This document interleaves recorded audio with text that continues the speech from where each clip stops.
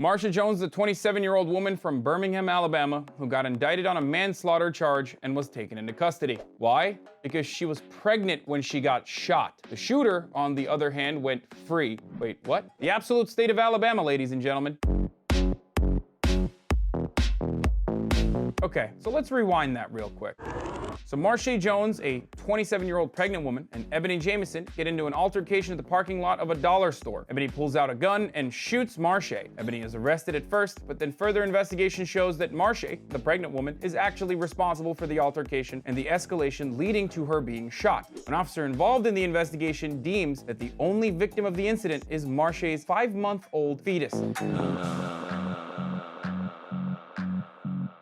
He follows that statement up by claiming that the fetus was dependent on its mother to try to keep it from harm, and she should seek out unnecessary physical altercations. Now, I totally understand not charging the shooter if Marsha was the aggressor and Ebony shot her in self-defense, but putting someone in jail with a $50,000 bond because they were pregnant when they got shot has to be absolute insanity. Insanity, unless you think a person is no longer a full person the moment that they get pregnant. After conception, the woman becomes something different, like a baby incubator, who's criminally liable for what happens to their fetus. This has the capacity to set a terrifying precedent that would essentially criminalize miscarriages. But apparently, we have already been doing exactly that. The National Advocates for Pregnant Women identified 413 criminal and civil cases across 44 states involving the arrest, detentions, and equivalent deprivations of pregnant women's liberty between 1973 and 2005. The NAWP said that it is aware of a further 250 cases since 2005. Now, this study is more than 6 years old at this point,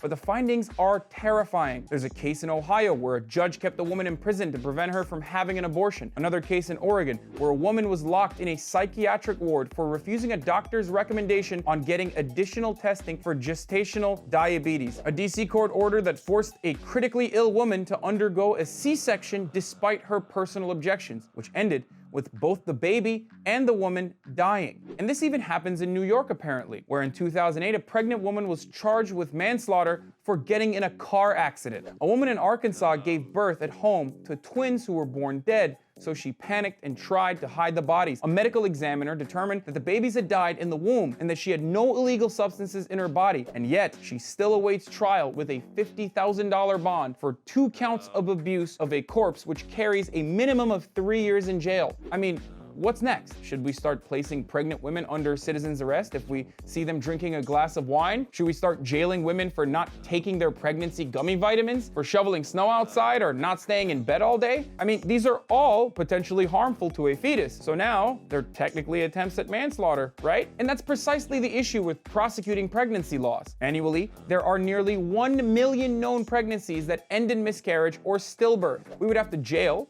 or at the very least, prosecute 1 million women annually. But I guess some people don't take issue with this future. In case you do, please share this video with your friends and leave your thoughts in the comments below. I'm Hasan Piker, and this has been The Breakdown. You like this video? Great.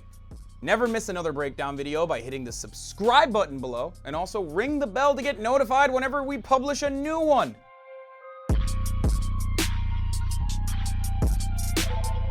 Perfect.